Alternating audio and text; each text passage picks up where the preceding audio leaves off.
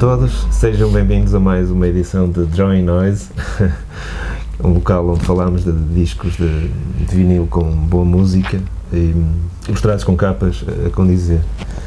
Hoje vamos falar do último trabalho dos 10 Mil Russos, o álbum Super Inércia, e eu vou tirá-lo do plástico por causa dos reflexos. E comigo tenho dois elementos da banda, o Pedro e o Nils. Eu começo por perguntar aqui ao Pedro, uma vez que é o elemento que vem desde o início do projeto. Da antiguidade, começas pela antiguidade, isso não começa bem, pá, isso não... E saber se há 10 anos, quando vocês se juntaram, vocês vinham de proveniências diferentes, os 10 Mil Russos, os três elementos? Na altura éramos só dois, era só eu e o Joca, sim. E já tinham um passado noutras bandas? Tínhamos, o Joca tinha Green Machine, tinha Alto. Mas tu já conhecias essas bandas? Conhecia, sim, a gente conhecia pessoalmente. A gente conhecia-se daí dos concertos, sei lá, eu ia ver muitos concertos, também tocava, já tinha treino Go na altura também, já tocava há uns bons anos quando a gente se conheceu. Portanto, eu já tinha a cena sozinho, que já tinha isso, e a gente conheceu-se nessa altura. O Joca queria começar a tocar a bateria, e eu, bem, bora lá, vamos lá ensaiar. E pronto, olha, ensaiamos. Pois, eu vi numa outra entrevista a propósito deste álbum que vocês dizem que o vosso processo de criação de música é tipo uma jam session, não digo ao vivo, mas digamos é gravado no momento, e a partir daí vocês não sabem o que é que vai chegar no disco e depois farão alguma tipo de seleção? Sim, depois terias estás a fazer jams, só que 20, 30, 40 minutos, mas depois sei lá, nem tudo é bom, pá. Se aproveitares de 40 minutos, quer dizer, se aproveitares tipo 10% já é fixe, depois tens que fazer outra jam baseada nisso e as coisas vão pegando a partir daí. Vais tocar outra vez com a triagem que fizeste, vais andar a improvisar sobre isso e assim sucessivamente até a coisa a tomar forma. Okay. Mas quer dizer, à medida que vais tocando, vais tomando decisões, não é? Tipo, olha, isto aqui se calhar não, isto aqui se calhar sim. Passados 2 anos entrou o André no baixo. No baixo. André Couto. Sim, o André Couto, sim, que era da Dream Weapon. Esse André Couto teve uma banda que era... Melancholic Youth of Jesus. E tu lembras-te disso? Exatamente. Eu vi isso na XFM. Exatamente, sim. E tinha tocado em Malcontente também. Mas não conheço. A única banda que eu conheci do vosso passado era de facto essa que tenho lá no cassete. Ainda tens uma cassete, boa. Tens que dizer isso ao André. E na altura vocês acharam necessário ter um terceiro elemento, ter aquela componente? Sim, na altura, sim. Opa, quando éramos dois estávamos a fazer assim uma cena de meia surf noise, assim meia pá, era rápido, tipo, as linhas eram quase todas meio surf, gamadas a blues, não sei o quê, mas assim bastante para o surf. E depois, estávamos a ser, mas se calhar se um gajo tivesse aqui, mais alguém a tocar isto e para o outro lado, e foi, quer dizer, efetivamente foi. E a banda depois, logo nesse disco, no primeiro com o André, dá assim um salto. Existem 2 álbuns chamados 10 Mil Russos. Sim. Isso, mas um é a cassete, é o 10 Mil Russos cassete, o outro é o LP. Pois, e é contado a partir daí, são temas diferentes. Eu conto a partir da cassete, sim, que é o primeiro lançamento que um gajo fez. Mas eu tenho visto que uns dizem que é o 5º álbum, outros dizem que é o 6º, mas tem a ver com essa situação. Tem a ver com isso, acho que sim, mas tipo, não vou, sei lá. Chama-me a atenção porque esse álbum tem uma ilustração, tem um desenho mais o do Indie, sim, é o único que tem um desenho assim mais figurativo, feito pela Daniela Pinto. Exatamente, que eu também apontei aqui, que não conheço o trabalho dela. E na realidade esse álbum é o álbum de estreia. Esse é o álbum de estreia. Se vamos falar aí da cena das capas, depois com o André no de 2015, no LP e no Distress, trabalhamos com a Olia Deer, que é a baterista dos Underground Youth. Ela tem um trabalho assim bastante sólido, bastante dark, aquilo tinha tudo a ver com o que a gente estava fazendo na altura. Depois no Compromat a gente achou de virar um bocado a mudar um bocado a cena e falamos com a Xia Santos. Ela fez a capa do Compromat, por acaso acho que está no ponto que um type design assim mesmo bruto, assim, está brutalista, assim, uma coisa. Gosto muito desse design do Compromat, mas já é outra linha. Também o Compromat é um bocadinho mais colorido do que sobretudo do Stress acho o disco mais cinzento. Colorido em termos sonoros. Sonoro. Sim. Mas este acho mais do que os outros todos, na verdade. Mas apesar de tudo, existe aqui alguma coerência na vossa aproximação à música, que se nota que é a repetição, a cadência que volta e aparece novamente e novamente. Sim, a música é baseada nisso, na repetição. Por vezes aparece também com um elemento sonoro mais no início, agora já se consegue perceber melhor. Agora já se percebe um bocadinho melhor. O que é que se diz e as letras tornam outro significado. E a dimensão dos temas, que também é outra imagem de marca, digamos assim, os temas de 8, 10, 12, 14 minutos, por aí fora. De onde é que veio essa ideia, essa tal situação da jam session, que vocês não sabem quando devem parar, ou é mesmo essa ideia de manter?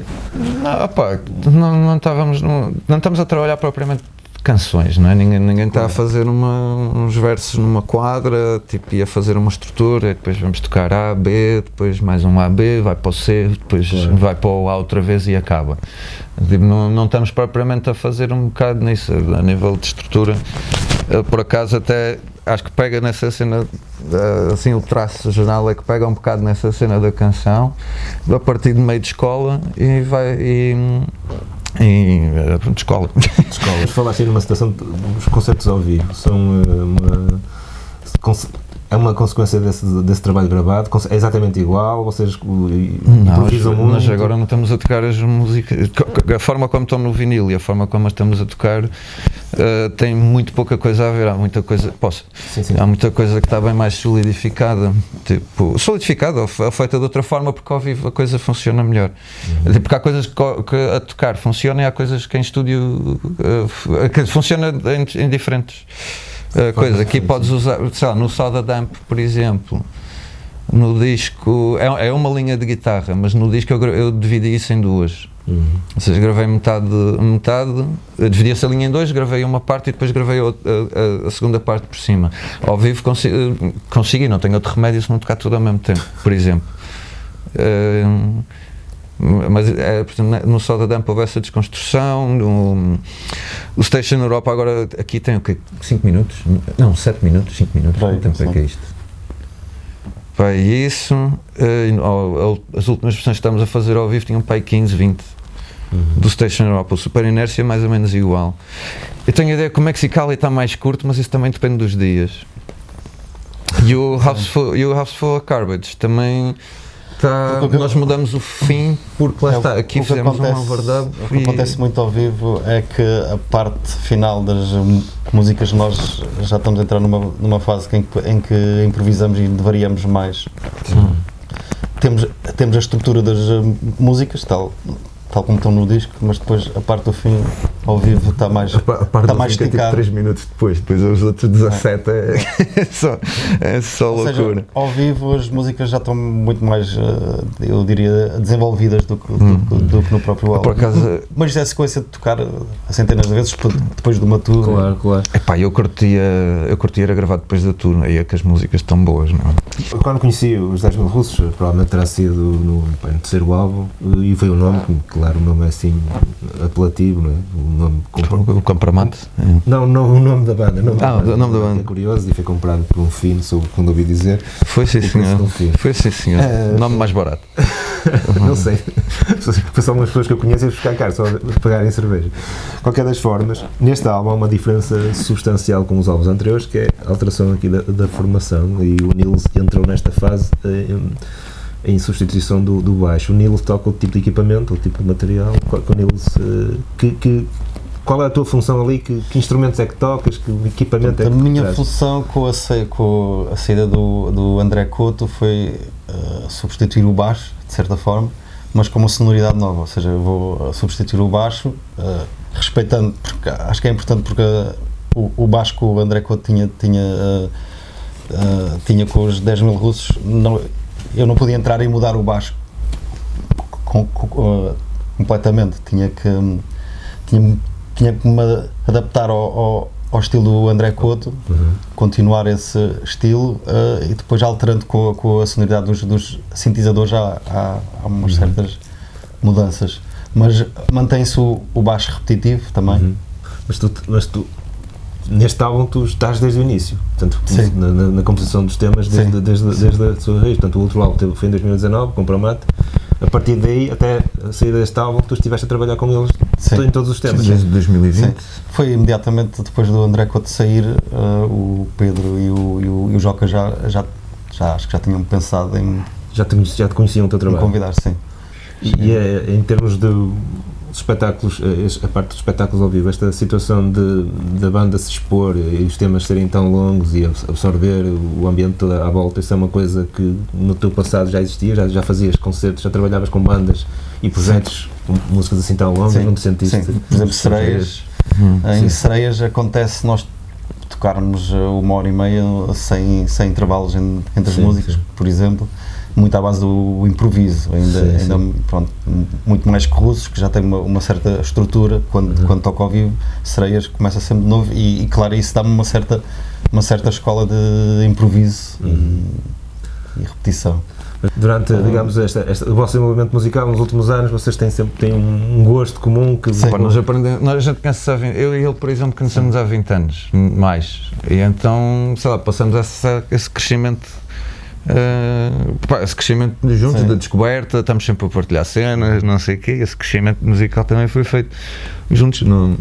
E uma paixão pelo dub e pelo krautrock, que é uma influência forte. Sim, eu vejo essa não conheço os canos, mas não conheço muitas bandas para definir isso. A primeira vez que eu ouvi, fez-me lembrar mais tipo certos temas do Suicide, que sim, também tem muito Suicide. Pareceu mais isso, tirando a parte da vocalização, a voz dele também com aquele eco e tudo assim, fez do Alan Vega. A primeira vez que eu vi, agora não consigo ver tanto isso assim. Mas agora o som está mais limpinho, não é bem limpinho também, está mais acústico. Está mais definido. Limpinho não está, mas está mais definido. Porque o baixo do André era muito cheio, era um baixo... Como é que é dizer? Era um baixo que não estava propriamente muito bem definido. Era uma massa de grave, era assim uma massa de grave.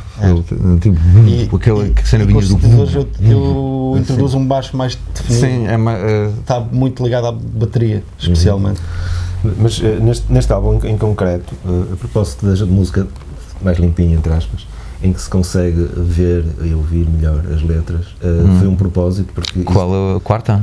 Não, o álbum em si. O álbum em si. De ter umas letras... Era um bocado o que a música estava a pedir. E falam de uma temática que o álbum representa também. Mas quem é que escreve as letras? O Joca. Mas ele tem o processo dele de escrever as letras é linear, escreve ou mistura, faz aqui tipo uma mistura... Ele pega em temas e vai dissertando sobre temas, quando estamos nas jams passa a expressão, vai mandando larachas e ver como é que a voz vai encaixando também nas coisas e vamos construindo sempre assim aos poucos. Eu acho que ele adapta a letra depois, ele vai adaptando a letra, canta por cima e depois aqui, pela fonética da construção da letra depois adapta-se à música. Normalmente o que nós ouvimos, para além de atrás daquela muralha de som que existe, que é o primeiro impacto que nós temos, a voz, parece que está a declamar, também parece que está a ler. É um bocado a Marky Smith, meio cantar, meio falar, meio mandar vir, assim aquele mix, é um mix fixe que também te permite fazer várias coisas. Marky Smith com Cyberpunk, que tem assim um ar mais um bocado talvez. Mais metalizado por causa também do efeito da voz. Aquele equipamento todo que tens no chão, aquilo eu nunca vi um conjunto de pedais que ocupasse tanto espaço. Aquilo tinha metade do chão do Barracuda era ocupado por... Não tenho culpa do Barracuda ser pequeno. É pequeno, mas aquilo, vocês têm já existe alguma coisa pré-gravada que é colocada no momento? Não, eu esforço-me mesmo por não usar sons pré-gravados. Eu tenho uma loop station, permite-me gravar cenas ao vivo. Mas é daquelas loop stations todas quitadas, quer dizer, podes ter backing tracks, podes ter não sei o quê, mas prefiro não usar. No Carl Burns começamos por causa da construção que a música tem no estúdio, nós mudamos um bocado da construção que a música tem ao vivo, e essa foi a única que me obrigou, quer dizer, a única não, Essa tem 2 samples, uma é tipo um órgão, tipo uma cena assim, e depois tem uma guitarra, é o que eu chamo a guitarra a Salgado. Estás a ver o Salgado? Dos Maus Hábitos? Ele tinha uma banda que era os You Click, antigamente, com o Confer, então essa guitarra inspiradíssima nessas guitarras de Salgado, que é sempre assim, sempre a mesma nota, agora da tempo. Pronto, então tem um sample disso. E tem coisa, porque senão a música perdia imenso ao vivo. Quando estou a ouvir as vossas músicas, tipo, parece que uma banda sonora de um filme. Imagino algumas das músicas, a entrada daquele filme de animação do Heavy Metal, não sei se já viste, o carro. A vossa música como banda sonora daquilo, que tem uma banda sonora mais Heavy Metal, naturalmente. Sim. Mas vocês, é uma coisa que vocês conseguem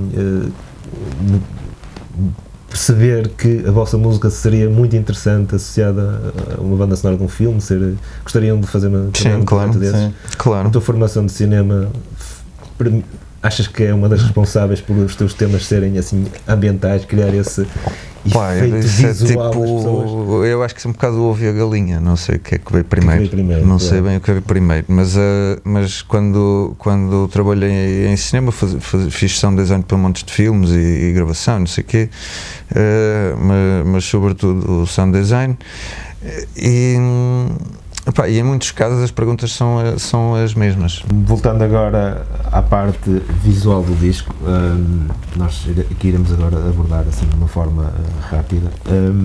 Vocês na altura, até esta data, tinham feito capas de discos sempre com designers, artistas plásticos ou ilustradores.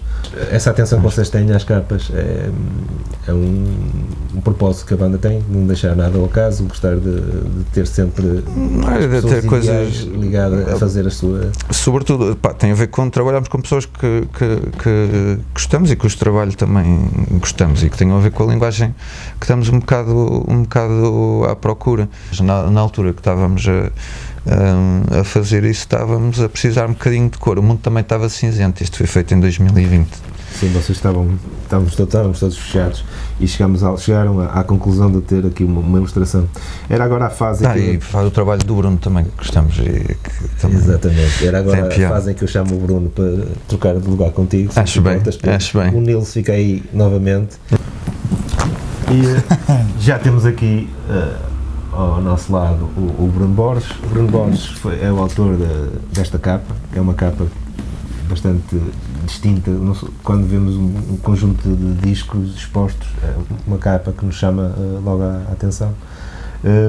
Eu ia perguntar ao Bruno que me dissesse como é que chegou aos 10 mil russos, como é que chegou a ser o ilustrador desta capa. Pois, os russos é que chegaram vieram ter contigo. Até mim, sim. Através do Nils, ou seja, a proposta convite foi feita pelo Nils, e na altura surpreendeu-me. Eu já conhecia o Nils, o Pedro só de visto, o Joker não conhecia, conhecia a banda, mas foi por um lado uma surpresa, mas foi com muito entusiasmo na altura que recebi a proposta e começámos a tentar alinhar ideias, mas de uma forma, não sei, eles deram carta branca, portanto, eu acho que a ideia veio de coisas que eles tinham visto, minhas, que eu nunca tenho muita consciência como é que elas acontecem, não é? Porque eu produzo muito para edição e depois perco o rastro das coisas. Tínhamos várias hipóteses em cima da mesa, mas depois decidimos que a linguagem do Bruno nos agradava muito e falámos com o Bruno. O facto do Bruno normalmente tem um trabalho com algum caráter social e até político por vezes na sua mensagem, por vezes mais subliminar, outras mais óbvias, vai de encontro à ideia que vocês tinham de falar dos tempos atuais que levou a este título. Exato, também é interessante isso.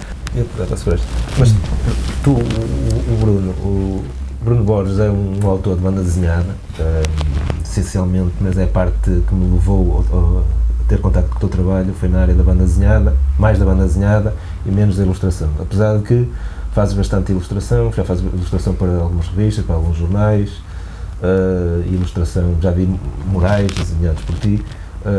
Capas de disco, é a primeira vez que fizeste?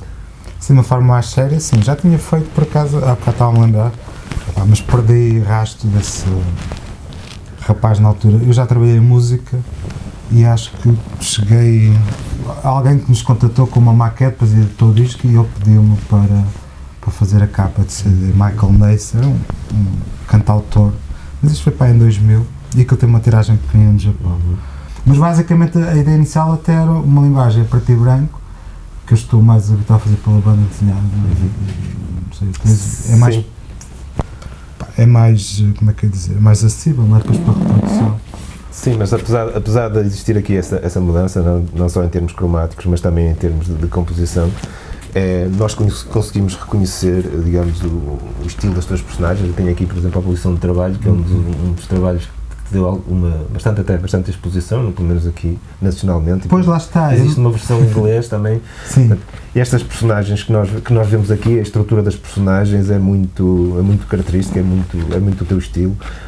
Nós já vimos isto, mesmo agora nos Diários do Corona, que também fizeste, já vimos cartazes na altura de umas manifestações que existiram aqui há uns anos atrás, em que via-se sobre o direito à habitação, aqui no Porto. Eu lembro de ter fotografado um cartaz meio desfeito ali numa praça aqui no Porto. Eu acho que isso foi quando fecharam a Casa Viva, possivelmente. E eu então vi o cartaz que estava lá passado 5 anos, não lá estava o cartaz. Eu disse, isto perdurou. Resiste. E o Bruno, foi a primeira vez que a gente se contactou, respondeu a esse post e disse assim, a cola era boa. Eu achei piada.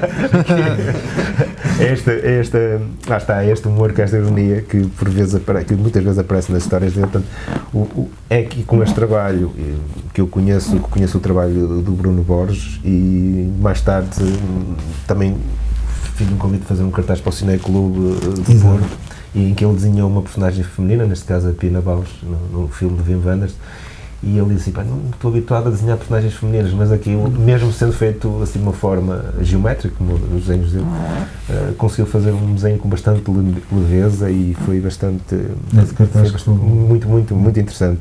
E eu fiquei surpreendido, sinceramente, ver o Bruno a fazer a capa do disco, uma coisa que não passaria pela cabeça, e foi a primeira coisa que me chamou a atenção. E foi juntar o útil ao agradável. Portanto, uma banda que eu conhecia, eu ouvia as músicas no Bandcamp, e depois, a partir do momento em que eu vi isto, foi um dos vinis da minha lista para poder comprar, e estamos aqui a falar sobre o disco. Estavas a dizer, este disco tem duas particularidades. Uma é que não tem o nome da banda na capa. Isso teve algum objetivo? Foi decisão tua? Foi decisão da banda? Tem aqui o nome do álbum escrito, a tua caligrafia. Ele aparece no autocolante do sticker. Exato. Para identificar. Exato, isto é vendido assim e depois quando se despe a roupa sai. Nós temos versões com o nome da banda, depois decidimos retirar. Esta ideia de tudo ser manuscrito, isso foi logo uma opção da tua parte, que é uma característica também da tua banda desenhada, que tem muito texto. Sim, e também acho que foi a minha proposta de incluir as letras manuscritas. Depois às tantas começas a desenhar tudo à mão por uma questão de coerência. Exato. Fiz a parte de trás, o próprio logo da editora acabou por estar desenhado. Também por ti, sim. Sim, por mim. Isto é um caso curioso, é uma das coisas interessantes também deste trabalho, que é toda a parte gráfica passou pelas tuas mãos. Por vezes vemos capas com uma ilustração e depois o resto tem a fotografia da banda, tem um texto, um tipo de letra que alguém colocou, às vezes não tem nada a ver com a ilustração. Portanto, aqui passou tudo pelas tuas mãos e isso também foi uma decisão da tua parte, tu achaste que era interessante? Não foi bem. Aliás, eu estava à espera que houvesse um design do outro lado, mas nunca houve. Então, de repente, eu tive de fazer algumas dessas opções, que foi ótimo, porque depois acabas por ter um objeto muito mais coerente. Sim, mais coerente, exatamente. Mas tive a possibilidade de fazer tudo. Isso, às vezes, também me encalhou, não é? Porque de repente tinha que fazer trabalho de design que eu não estou muito à vontade. Mas foi bom, acho que foi bom, fiquei super contente com o resultado final, mas também sempre com alguma palavra do outro lado, claro, para discutir, mas acho que foram sobretudo opções estéticas, aquilo que poderia estar a funcionar melhor, portanto houve assim um processo natural. E sobretudo quando eu percebi realmente que podia usar cor, que é muito raro utilizar cor na ilustração, mas a minha formação de base também é de pintura, eu penso muito em pintura, mas quase sempre penso a pintura à parte. Eu nunca percebi muito bem o que é que eles tinham visto das minhas coisas que pudessem estar a fazer, mas de repente, quando passei para a cor, as formas todas abriram e eu acho que era também relacionado com a própria ideia do som em relação às anteriores, de estar mais colorido, acho que. Mas isso foi uma coisa que acabou por acontecer naturalmente e foi bom. Agora, há ideias de base, ainda voltando inicialmente da primeira conversa do Joca, ter esta ideia de um cavalo a correr, e até depois em relação à música, o House Full of Garbage, que eu tinha que fazer o disco, seria qualquer coisa relacionada com alguma.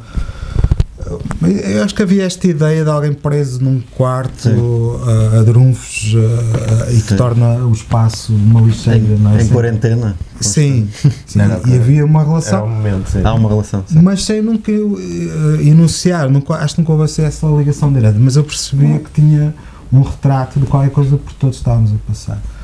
E isso depois acabou por também dar ideia para o clipe e a própria figura, o cavalo, ele aparece de 4, o personagem, como se estivesse também, eu não sei, eu vejo a música também dos russos quase sempre com essa ideia de cavalo, para mim é a ideia de um motor, uma força rítmica que podemos associar ao som de um carro ou de um galopar, não é?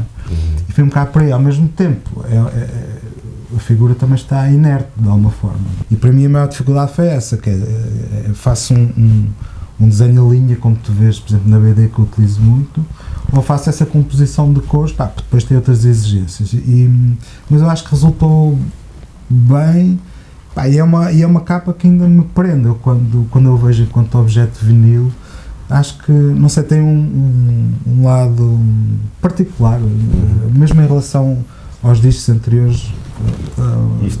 Este foi trabalhado, com que materiais é que trabalhaste? Isso é tudo desenhado, não há um original, uma pintura original única, isso foi tudo trabalhado em tinta da China, depois digitalizado e montado como se fossem layers. A cor é trabalhada depois no computador? É, porque eu também estou muito habituado a trabalhar para serigrafia, então isso foi quase pensado como layers de serigrafia. Uma altura até se pensou se poderia fazer impressão de serigrafia, não era muito prático, não é? Mas o processo é este.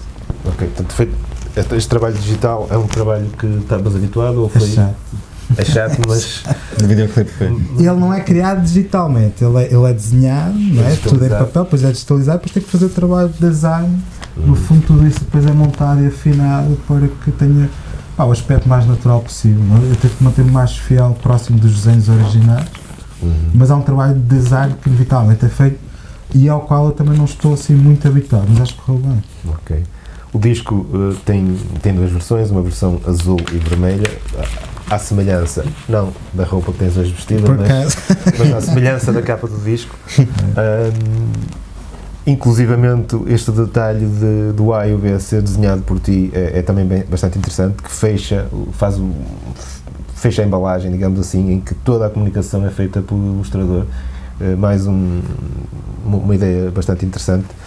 Isto, lá está, foste tu que achaste que devia ter aqui isto escrito, havia a editora normalmente gosta que tenha aqui o nome das músicas e outro tipo de inscrição, mas este minimalismo aqui, muito vincado no teu trabalho, fizeste fincapé que isto devesse ser assim? Ou não tive, eu acho que eles naturalmente perceberam que faria mais sentido.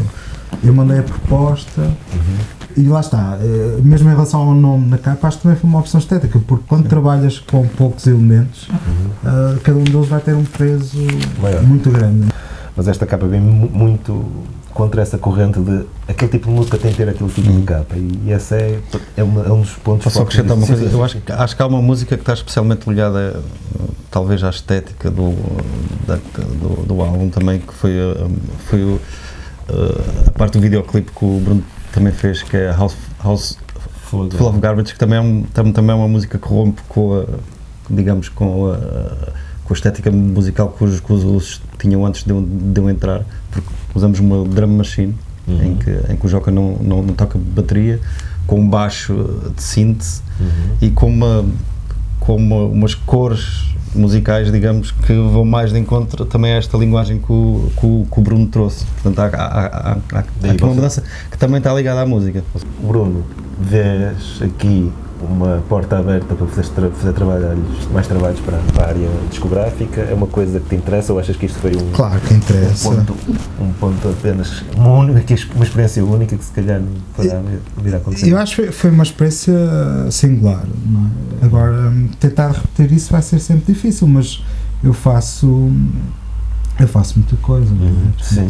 E aliás, eu tenho uma ligação particular à indústria da música, porque já trabalhei em editores e distribuidores, apesar na altura não fazer trabalho artístico, fazia vendas e promoção, mas era dentro do universo, sempre me interessou, e acho que eu próprio fui influenciado também por muita coisa que aprendi a ver no visual das bandas, no merchandising, e depois há toda uma história de artistas plásticos a fazer imagens de bandas que acho fascinante. É mais um canal. Exato, sem exato. dúvida. Este é o último trabalho dos 10 mil russos, é um trabalho a explorar. Vou deixar aqui uns links também em baixo com algumas indicações para o trabalho do Bruno Borges e para os trabalhos sonoros dos 10 mil russos. Estejam atentos à agenda dos 10 mil russos e aos concertos que iriam existir aí no futuro, certamente.